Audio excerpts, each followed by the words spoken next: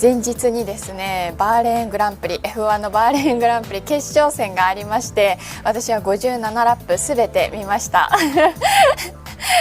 久しぶりに早い出勤だというのに57ラップすべて見ました。でもね、寝不足かなと思って、眠いかなと思ったんですけど、もう見てる間のもうすごい目開いちゃって、で終わった後もねいろんなことがあったので結構寝つけず、でもねすっきりと起きられましたし、今も全く眠くないですね。さっき皆さん結果とかね知ってなかったらちょっと辛いなと思ってみんな知ってるかなと思ったら結構もう見てるし知ってる方多かったですね。結果、この後もね話していけたらと思います。そうフェラーリ強かったですね。もう圧倒的な1位でしたね。譲らなかったですよね。譲らないみたいな、何回もこうね仕掛けてるのに譲ってくれない、何回も抜かれっていうのを繰り返して、なんだもう圧倒的に強いじゃないかと思ってねびっくりしましたね。でもこの強さがどこくらいまで続くのかっていうことですよね。フェラーリワンツーフィニッシュ2019年シンガポールグランプリ以来となりましたけども、2019年もその後ね、いろんなことがありましてだんだんとね失速していったので、今年もねまだまだわからないですよね。この2021年の開幕戦がずっと続くかっていうのはね分かりませんけども早口になってましたかそういやでもレッドブルのマシーンが結構ねいろいろ問題ありっていう感じでね、もうどこもかしこも問題ありそうな感じだったので、まだまだこれからですよねって多分クリスチャンも言ってると思うもうねクリスチャン・ホーナーのセリフもなんか昨日夜考えながら寝てました。なぜ F1 好きなんだろう。もうお父さんの影響です。これは完全に父の影響で F1 が好きです。幼少期からね父がずっと見てたので、昨日も結構夜遅かったからどうするみたいな感じだったんですけど、お父さんがもう僕はワンコーナーだけでも見たいって最初のワンコーナーだけでも誰が抜けていくのかそれだけでも見たいって言うから、確かにそこ見たいなと思って見たんですけど、結局ね2人でああだこうだ言いながら全部見ましたねでも最後がやっぱりね重要だったと思うので、いやもうびっくりですよね。ということで最初はこんなものにしておいてまだまだねいっぱい言いたいこともありますけども、皆さんも見ていたということで、何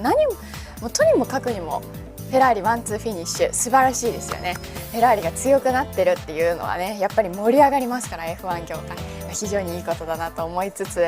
皆さんも一緒にこうねどのチームもいい成績を収められるといいですよね。はい、ということで、F1 の話していきましたけどもね楽しかったです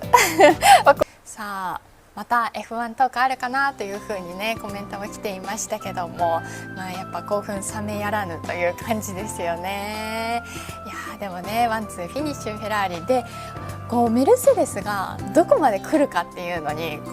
ドギマギしたじゃないですか。決勝予選の時でもあんま調子よくそこまで来なかったなっていう風に感じたんですけども、決勝でねまだわからないと、決勝で来るかもしれないと思ったんですけども、なかなかね来な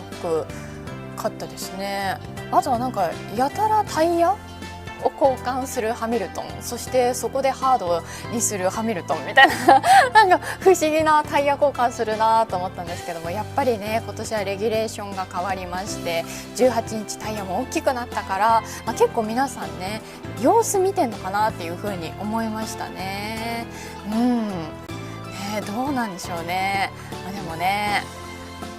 進めてみたけどこういう方いらっしゃるとすごい嬉しいんですよ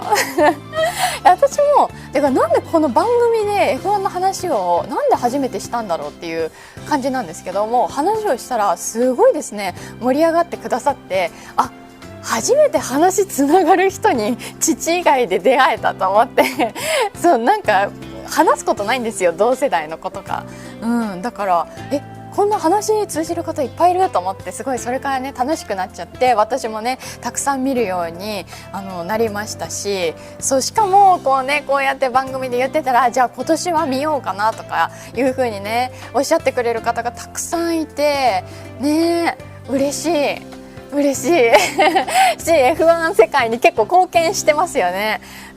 嬉しいです。ぜひね F1 とかなんか声かかんないかな、鈴鹿グランプリ見に行きたいなとかね思いながらやってますけども、でね、何よりもとにかくレッドブル2台ともあんなことあるあんな